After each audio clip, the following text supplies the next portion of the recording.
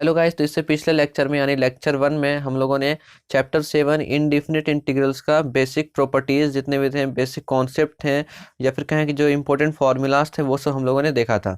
तो आज से हम लोग स्टार्ट करेंगे। आज हम लोग इस पार्ट में देखेंगे एक्सरसाइज 7.1 के जो एग्जाम्पल दिए गए हैं 1 से 4 तक एनसीईआरटी बुक में, उसको हम लोग सॉल्व करेंगे। तो एग्जाम्पल 1 है हमारे पास, write an anti derivative for each of the following functions using the method of inspection.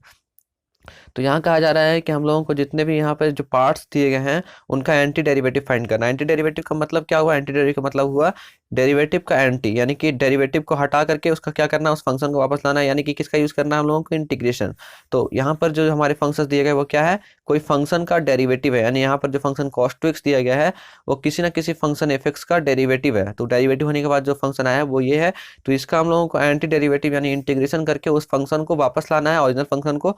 किस मेथड के द्वारा? इंस्पेक्शन मेथड के द्वारा। यानी सिर्फ सोच करके कि ये किस चीज का हमारा, ये किस फंक्शन का डेरिवेटिव होगा और वही डेरिवेटिव हमारा क्या होता है? इंटीग्रेशन होता है।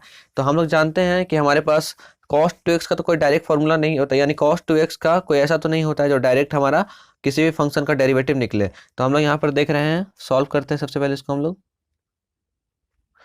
तो हम लोग जानते हैं, वी नो दैट हम लोग जानते हैं कि dy dx of sin 2x बराबर होता है 2 cos 2x के। मतलब cos 2x जो हमारा डेरिवेटिव आएगा, ये किसी ना किसी फंक्शन का डेरिवेटिव है। तो ये जो cos 2x हमारा जो डेरिवेटिव आएगा वो उसका कोई ऐसा डायरेक्ट कोई फंक्शन नहीं है जिससे हम लोगों को डायरेक्ट डेरिवेटिव cos 2x मिले। तो लेकिन एक है जो है sin 2x। sin 2x का जब हम लोग डेरिवेटिव करते हैं तो हमारे पास 2 cos 2x आता है। तो ये क्या है? sin 2x हमारा ओरिजिनल फंक्शन नहीं है। जब 2 हमारा इधर देखिए, यहाँ पर सिर्फ cos 2x को निकालना है, यानी cos 2x किस फंक्शन का डेरिवेटिव वो निकालना है। तो 2 का हम लोग इधर इस साइड ले आएंगे तो वो हो जाएगा हमारे पास 1/2 dy dx of sin 2x, और ये हो जाएगा हमारे पास 2 cos 2x। देखिए 1/2 सीधे 2 इधर ले आना, ये कोई प्रोसेस नहीं है। प्रोसेस क्या है कि अगर कोई यहाँ पर नंबर दिया गया है 2, तो इसको अगर हम लोगों को हटाना है तो दोनों तरफ हम लोग 1/2 का मल्टीप्लाई करेंगे। तो यहाँ 1/2 का मल्टीप्लाई किया, यहाँ 1/2 का मल्टीप्लाई किया, ये 2 से 2 कट गया, तो हमारे पास कितना बचा? 1/2 dy dx of sin 2x, 1/2 और इज इक्वल टू क्या हो जाएगा? cos 2x। तो हम लोग देख पा रहे हैं कि ये जो फंक्शन आया इस फंक्शन का डेरिवेटिव है, 1/2 sin 2x का डेरिवेटिव है। तो हम लोग यहाँ पे लिख सकते हैं, इसलिए जो इंटीग्रल होगा यानी इस फंक्शन का जो इंटीग्रेशन होगा या एंटी डेरिवेटिव होगा cos 2x का, वो क्या होगा? 1/2 sin 2x प्लस c होगा। ये हमारा आंसर हो गया। ये हमारा फर्स्ट पार्ट कंप्लीट हुआ। हम लोग क्या किए इस क्वेश्चन में? इस क्वेश्चन में कहा गया था जो फंक्शन दिया गया, ये फंक्शन नहीं है, ये फंक्शन का डेरिवेटिव है। ये कोई फंक्शन f(x) होगा, उसका डेरिवेटिव है। तो वो f(x) फंक्शन क्या होगा? ये f(x) फंक्शन जो हम लोग निकाले हैं इंटीग्रेशन करके वो हमारा आया। तो इस f(x) फंक्शन का जो डेरिवेटिव दिया गया है इसको हम लोगों को सिर्फ सोच कर ये बताना है या सोच करके फाइंड करना है कि किस फंक्शन का डेरिवेटिव है। क्योंकि जो फंक्शन का डेरिवेटिव होगा वही फंक्शन, इस फंक्शन का जब हम लोग इंटीग्रेट करेंगे तो वही फंक्शन हमारे पास वापस आता है। तो वही फंक्शन हम लोगों को चाहिए। तो फंक्शन कैसे निकालेंगे? तो इस जानते हैं कि cos 2x तो कोई डायरेक्ट फंक्शन का डेरिवेटिव नहीं होता, लेकिन sin 2x का जो डेरिवेटिव होता है वो होता है 2 cos 2x। जब हम लोग 2 इधर ले आएंगे तो हमारे पास जो cos 2x बचेगा उसका जो इस फंक्शन यानी 1/2 sin 2x का जो डिफरेंशिएशन होता है वो होता है cos 2x। तो हम लोग कह सकते हैं कि जो इंटीग्रेशन होगा cos 2x का वो होगा 1/2 sin 2x प्लस c हमेशा हम लोग जोड़ेंगे कोई कांस्टेंट के रूप में। तो ये एग्जाम्पल 1 का हमारा पार्ट 1 कंप्लीट होता है। अब गाइस एग्जाम्पल 1 का दूसरा पार्ट दिया गया है 3x² प्लस 4x³। इसमें भी हम लोगों को सिर्फ इंस्पेक्ट करना है कि ये जो फंक्शन आया वो किस फंक्शन का डेरिवेटिव हो सकता है। तो इसको भी हम लोग देख पा रहे हैं कि 3x² हम लोग किसी भी फंक्शन का डेरिवेटिव करते हैं तो किस तरह से 3x² आता है। तो हम लोग जानते हैं एक फॉर्मूला डेरिवेटिव का जो कि होता है n x⁻n -1। किस चीज़ का? n(x²) का।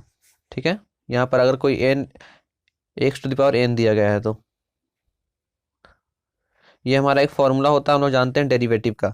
यानी अगर कोई डेरिवेटिव निकालना है x⁻n का तो हम लोग क्या करते हैं? n में माइनस कर देते हैं यानी पावर में, और ये जो होता है n वो आगे आ जाता है। तो इस तरह से कुछ होता है। तो इस तरह से हम लोग देख पा रहे हैं कि ये किस चीज़ का होगा? 3x² किस चीज़ का होगा? हम लोग यहाँ पर एक घटा रहे हैं और जो यहाँ पर फंक्शन, यहाँ पर जो नंबर होगा n होगा वो उसको आगे ले आएंगे। तो n ये हो गया हमारा एक्स का एक्स और टू, इसमें हम लोग ये घटाते हैं तो एक इसमें हम लोग जोड़ देंगे तो थ्री एक्स की पावर क्यूब हो जाएगा। यानी कि इस किससे पता चल रहा है कि ये एक्स की क्यूब का हमारा फंक्शन है। यानी कि ये जो फंक्शन होगा वो इस फॉर्मूला से निकलेगा जो कि हमारा एक्स क्यूब होगा। तो हम लोग लिख सकते हैं D by D x of x cube, यहाँ पे एक्स क्यूब होगा और यहाँ पर फोर है तो यहाँ पर x to the power four होगा। हम लोग किस तरह से निकाल रहे हैं, इस फॉर्मूला से। हम लोग जानते हैं कि इस फॉर्मूला से जो हमारा इसका डेरिवेटिव होता है वो ये आता है। तो इस हिसाब से हमारा क्या आएगा, ये three x square plus four x का क्यूब आएगा ना। क्योंकि अगर हम लोग एक्स का क्यूब ले तो थ्री आगे आएगा और थ्री माइनस वन टू आएगा। ठीक है, इसी तरह से फोर को आगे लें और फोर माइनस वन करें तो four x to the power cube आएगा। तो ये जो फंक्शन आया डेरिवेटिव का वो इस फंक्शन का डेरिवेटिव है। ये जो डेरिवेटिव फंक्शन आया इस फंक्शन का डेरिवेटिव है। अगर हम लोग इसका इंटीग्रेशन फाइंड करना है यानी एंटी डेरिवेटिव फाइंड करना है three x square plus four x cube का, तो क्या आ जाएगा हमारे पास, एक्स का cube plus x to the power four, यहाँ डी एक्स लगेगा प्लस सी, ये हमारा आंसर हो जाएगा। तो इस तरह से एग्जाम्पल वन का पार्ट टू भी कंप्लीट होता है। हम लोग पार्ट थ्री देखते हैं अब। पार्ट थ्री में जो क्वेश्चन दिया गया है वो है वन बाई एक्स। तो देखिए यहाँ पर जो सारे क्वेश्चन है इसको हम लोग फॉर्मूला यानी एग्जाम्पल के जो भी हम लोग फॉर्मूला या बेसिक कॉन्सेप्ट सीखे हैं इंडिफिनिट इंटीग्रल्स के उसके द्वारा भी हम लोग सॉल्व कर सकते हैं। लेकिन इसमें क्वेश्चन में ऑलरेडी कहा है कि यहाँ पर सिर्फ इंस्पेक्शन मेथड के द्वारा ही हम लोगों को बताना है, यानी सिर्फ सोच करके। तो वन वाई एक्स किस फंक्शन का डेरिवेटिव होता है, तो हम लोग जानते हैं कि एफ एक्स या फिर कहें कि लॉग एक्स का जो डेरिवेटिव होता है वो हमारा क्या होता है, वन वाई एक्स होता है। तो d y d x of log x बराबर क्या होता है, यहाँ लिख सकते हैं आप लोग we know that d y d x of log x बराबर वन वाई एक्स होता है।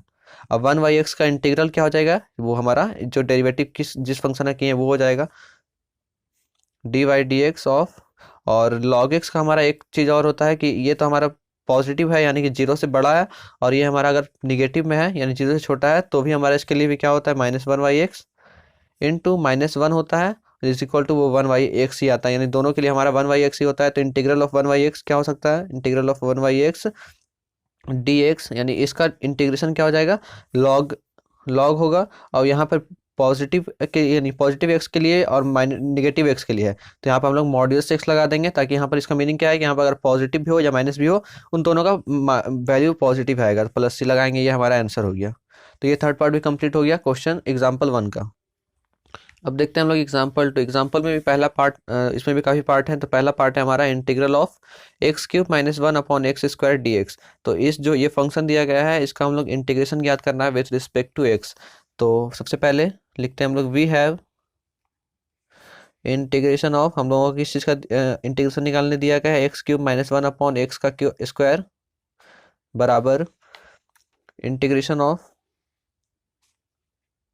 अब देखिए यहाँ पर हम लोग क्या कर सकते हैं, देखिए हम लोग इसको हम लोग सिंप्लीफाई कर सकते हैं। जैसे यहाँ पर लिखा गया है x cube minus one upon x का स्क्वायर, इसको हम लोग क्या करेंगे, एक्स क्यूब माइनस वन को ऊपर ही रहने देंगे और इसको जब ऊपर ले जाएंगे तो क्या हो जाएगा, एक्स टू द पावर, ये पॉजिटिव में है तो ये निगेटिव में चला जाएगा यानी माइनस टू हो जाएगा। अब एक्स क्यूब माइनस वन और x to the power minus two, तो हम लोग एक फॉर्मूला जानते हैं अलजेब्रा का कि अगर बेस सेम है तो हमारा जो बेस सेम है और अगर ऊपर में कोई पावर दिया गया है तो क्या होगा, वो एक दूसरे के साथ जुड़ जाते हैं। तो यही वही चीज़ हम लोग यहाँ पर करेंगे। सबसे पहले हम इन दोनों को मल्टीप्लाई भी कर सकते हैं। तो इन दोनों का मल्टीप्लाई करते हैं तो एक्स टू द पावर क्या हो जाएगा, ये अगर इन दोनों का मल्टीप्लाई हो रहा है तो पावर इसका क्या होगा, जुटेगा यानी थ्री माइनस टू हो जाएगा। और इसको इससे मल्टीप्लाई करें तो हो जाएगा माइनस एक्स और ये हो जाएगा माइनस टू। तो हो जाएगा हमारे पास x minus x to the power minus two. तो यहाँ पे सबके साथ इंटीग्रल लगा हुआ रहेगा क्योंकि इंटीग्रल लगा हुआ है क्वेश्चन में, तो इंटीग्रल लगाएंगे तो ये हमारे पास एक फंक्शन आ गया एक सिंप्लीफाई करने के बाद। तो हम लोग यहाँ पर लिख सकते हैं x minus x to the power minus two. अब हम लोग इससे पहले जो हम लोगों ने जो लेक्चर देखा था उसके अंदर एक प्रॉपर्टी हम लोग देखे थे इंटीग्रल्स का, डिफरेंट इंडिफिनिट इंटीग्रल्स का, कि अगर कोई दो फंक्शन दिए गए हैं, दोनों डिफरेंट फंक्शन है एक इंटीग्रल में, अगर उनके बीच प्लस या माइनस का साइन है तो उन दोनों को हम लोग अलग अलग लिख सकते हैं। तो इसको हम लोग अलग लिख देंगे एक्स डी एक्स माइनस, ये माइनस का बाहर आ गया तो हो गया हमारे पास अंदर में x to the power minus two d x, यानी हम लोग दोनों को फंक्शन को अलग अलग इंटीग्रेट कर दिया। अब एक्स का इंटीग्रेशन क्या होता है, तो x का कोई डायरेक्ट इंटीग्रेशन नहीं होता है, हम लोग जानते हैं x के ऊपर क्या होता है, पावर 1 होता है, तो हम लोग x की पावर 1 है, और हम लोग एक इंटीग्रेशन का फॉर्मूला जानते हैं x to the power n अगर दिया गया है तो इसका हम लोग इंटीग्रेशन कैसे निकालते हैं, x to the power n के ऊपर प्लस जुटेगा, एक जुटेगा, और नीचे में जो n रहेगा वो रहेगा +1, तो ये फॉर्मूला होता है। तो वही चीज़ हम लोग यहाँ पर लगाएंगे, तो integral of x to the power 1 क्या हो जाएगा, x का x 1 और उसमें एक जोड़ेंगे हम लोग, क्योंकि 1 क्या है हमारा n है, उसमें एक जोड़ेंगे, और 1 हमारा नीचे भी आएगा उसमें एक जुटेगा, माइनस ये जो x टू द पावर -2 इसमें भी वही सेम फॉर्मूला लगाएंगे, x टू द पावर -2 इसमें एक जोड़ेंगे, नीचे में -2 +1, और ये प्लस में कोई कांस्टेंट, तो ये हो जाएगा हमारे पास x² / 2 minus x to the power, अब -2 + 1 क्या होगा, -1 होगा, और ये -2 + 1 क्या होगा, -1 होगा। अब इसको अगर हम लोग और सिंप्लीफाई करें तो ये हो जाएगा x² / 2, ये माइनस माइनस गुना होगा तो प्लस हो जाएगा x टू द पावर -1।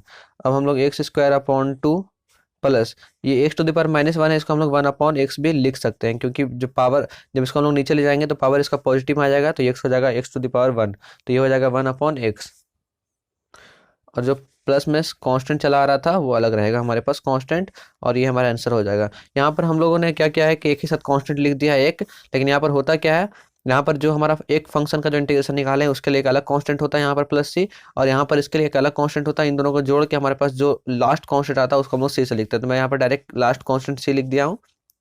तो ये जो हमारा आया वो हमारा आंसर हो गया एग्जाम्पल 2 का पार्ट 1 का। अब हम लोग एग्जाम्पल 2 का पार्ट 2, अब हम लोग एग्जाम्पल 2 का पार्ट 2 देखते हैं, पार्ट 2 का सॉल्यूशन करते हैं हम लोग। पार्ट 2 दिया गया है integration of x to the power 2/3 + 1, यहाँ पर एक हमारा फंक्शन दिया गया x टू द पावर 2/3 और एक फंक्शन दिया गया 1, तो हम लोग वही रूल लगाएंगे कि अगर प्लस और निगेटिव अगर साइन है और दो अलग फंक्शन है तो उसको हम लोग अलग अलग इंटीग्रेशन लिख देंगे। तो एक हो जाएगा हमारे पास x to the power 2/3 dx, और प्लस एक हो जाएगा 1 dx, यानी एक का integration. x to the power 2/3 का इंटीग्रेशन हम लोग इस फॉर्मूला से निकालेंगे, x to the power n वाला फॉर्मूला से, x to the power n+1 upon x to the power n+1, और ये क्या होता है, इंटीग्रेशन ऑफ एक्सन होता है, और यहाँ पर भी क्या है हमारा integration of x n. Integration of x n का फॉर्मूला क्या होता है, x to the power n का x to the power n+1 upon n+1, तो ये चीज़ हम लोग यहाँ पर लगाएंगे, तो ये क्या हो जाएगा x टू द पावर 2/3 हमारा क्या हो जाएगा, अब ये हो जाएगा x 2/3 +1 और 2/3 +1 नीचे में, प्लस एक का इंटीग्रेशन x होता है, क्यों, क्योंकि डिफरेंशिएशन ऑफ x हमारा 1 होता है, तो 1 का इंटीग्रेशन हमारा x होगा, और प्लस में कांस्टेंट। अब x टू द पावर 2/3 + 1 हमारा होगा 5/3, यानी 5/3, और ये हमारा हो जाएगा 5/3 नीचे, अब प्लस में x प्लस में c। अब 5/3 नीचे में है, तो हम लोग जब उसको ऊपर में ले जाएंगे तो 3 ऊपर आ जाएगा, 5 नीचे आ जाएगा, इनटू में x to the power 5/3 plus x plus c, 3/5 x to the power 5/3 plus x plus c, ये जो हमारा आ गया आंसर आ गया। ये हमारा एग्जाम्पल 2 का पार्ट 2 भी कंप्लीट हुआ। अब यहाँ पर हम लोग जो ने किया, ये किस तरह से किया ये मैं आप लोगों को बता देता हूँ। ये दिया गया है x to the power 5/3 upon में 5/3, ये हमारा दिया गया था, तो ये इसको हम लोग इस तरह भी लिख सकते हैं कि x टू द पावर 5/3 ये डिवाइडेड में क्या है 5/3 है। अब जानते हैं हम लोग कि x टू द पावर 5/3 है, और डिवाइड का साइन लिखा गया है, तो जब इसको हम लोग इंटू में बदलेंगे तो इंटू में बदलने पर क्या होगा, ये 3 ऊपर चला जाएगा और 5 नीचे आ जाएगा, तो ये हमारा क्या आ गया 3/5 x टू द पावर 5/3। तो यही रूल लगा के हम लोगों ने इसको सॉल्व किया, और ये हमारे पास कुछ आया। ठीक है, तो ये हमारा एग्जाम्पल 2 का पार्ट 2 भी कंप्लीट हुआ इस तरह से। अब हम लोग एग्जाम्पल 3 देखते हैं। एग्जाम्पल 3 का पार्ट 1 हम लोग देखते हैं। पार्ट 1 में क्वेश्चन दिया गया एग्जाम्पल 3 का, integration of sine x plus cos x, यहाँ पर dx होगा dx। तो इस फंक्शन का हम लोग x के रिस्पेक्ट में इंटीग्रेशन करना है, तो सॉल्व करते हैं इसको हम लोग पहले। तो ये साइन एक्स है, ये कॉस एक्स है, यहाँ पर भी हम लोगों को दो फंक्शन दिख रहा है, तो दो फंक्शन को हम लोग अलग कर देंगे, तो ये हो जाएगा साइन एक्स dx, प्लस का साइन है बीच में तो प्लस का साइन लगाएंगे, integration of cos x dx, ये हो जाएगा। अब हम लोग जानते हैं इंटीग्रेशन ऑफ साइन एक्स का फॉर्मूला हम लोग पीछे ही देख चुके हैं, वो होता है cos x, integration of sine x dx बराबर कॉस एक्स प्लस सी होता है, सॉरी हमारा साइन एक्स का इंटीग्रेशन क्या होता है माइनस कॉस एक्स होता है, और integration of cos x dx हमारा पॉजिटिव साइन एक्स होता है। ठीक है, ये याद रखिएगा कि डिफरेंशिएशन ऑफ साइन एक्स होता है पॉजिटिव कॉस एक्स, और इंटीग्रेशन ऑफ साइन एक्स होता है निगेटिव कॉस एक्स।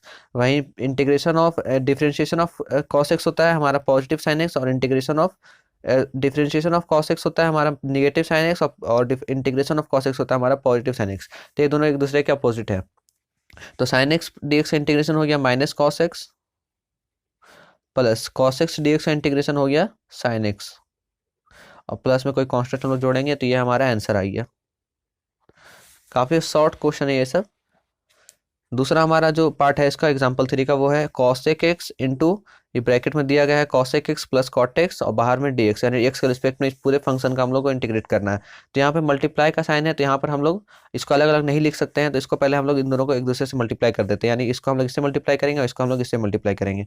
तो क्या हो जाएगा, we have integration of cosec x को कॉसेक एक्स से मल्टीप्लाई किया तो आया cosec square x, plus cosec x को कॉट एक्स से मल्टीप्लाई किया तो आया cosec x into cot x, और बाहर में डी एक्स। ठीक है, अब ये अलग फंक्शन बन चुका है, ये एक अलग फंक्शन बन चुका है, तो हम लोग इसको अलग अलग लिख सकते हैं। तो ये हो जाएगा cosec square x d x plus integration of cosec x into cot x d x. अब ये दोनों अलग अलग हो चुका है। अब हम लोग फॉर्मूला जानते हैं, कॉसेक स्क्वायर एक्स का इंटीग्रेशन होता है minus cot x minus sorry plus, और ये cosec x into cot x का जो इंटीग्रेशन होता है वो भी हम लोग देखे हैं कि वो होता है minus cosec square cosec x minus cosec x होता है, और प्लस माइनस यहाँ चूंकि माइनस आएगा माइनस कॉस एक्स और प्लस है तो माइनस प्लस माइनस हो जाएगा, और प्लस में कोई कांस्टेंट सी, तो ये हमारा आंसर हो गया। तो ये एग्जांपल थर्ड का हम लोग पार्ट 2 भी कंप्लीट कर लिए। अब हम लोग देखते हैं पार्ट 3 का क्वेश्चन है कि हम लोगों को इसका इंटीग्रेशन निकालना है विथ रिस्पेक्ट टू एक्स, इस फंक्शन का। तो यहाँ पर भी हम लोग देख सकते हैं कि 1 को अगर हम लोग इसको साथ अलग कर दें तो ये हमारा दो अलग अलग फंक्शन बन जाएंगे। तो करते हैं, तो वी हैव हमारे पास क्या है, integration of 1 minus sine x upon cos square x d x, ये है। इसको हम लोग इस तरह से भी लिख सकते हैं कि 1 को कॉस स्क्वायर एक्स साथ अलग लिखेंगे और साइन एक्स को कॉस स्क्वायर एक्स साथ अलग लिखेंगे, दोनों को बट्टे में कर देंगे अलग अलग। तो ये हो जाएगा 1 upon cos square x minus sine x upon cos square x, ये हो सकता है। और ये पूरे का integration with respect to x. अब 1 अपॉन कॉस स्क्वायर एक्स का हम लोग फॉर्मूला जानते हैं, या फिर मैं इसको एक बार और हम लोग सिंप्लीफाई कर लेते हैं।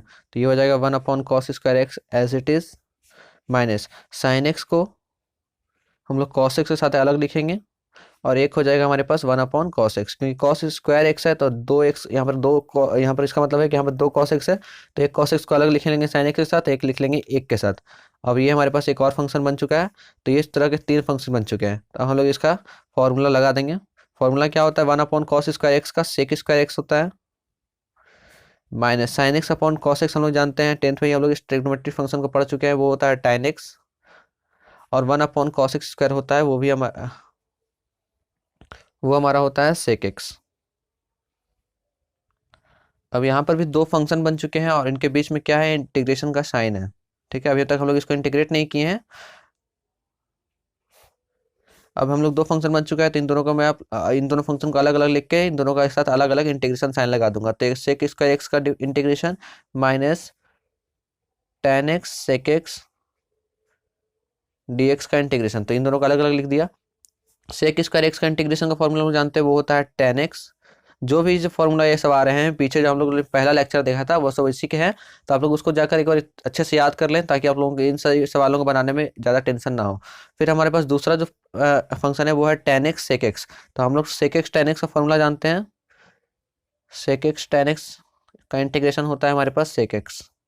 तो इसी चीज़ का यहाँ पे यूज़ करेंगे, तो ये हो जाएगा हमारे पास सेक एक्स और प्लस में कोई कांस्टेंट सी, ये हमारा आंसर हो गया।